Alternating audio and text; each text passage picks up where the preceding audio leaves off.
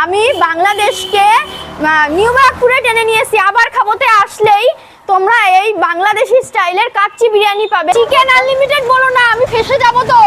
বলো 110 টাকার প্লেটে আনলিমিটেড রাইস, আনলিমিটেড আলু। হ্যাঁ, আমি ফেসে যাব। চিকেন আনলিমিটেড বলো না, আমি ফেসে যাব।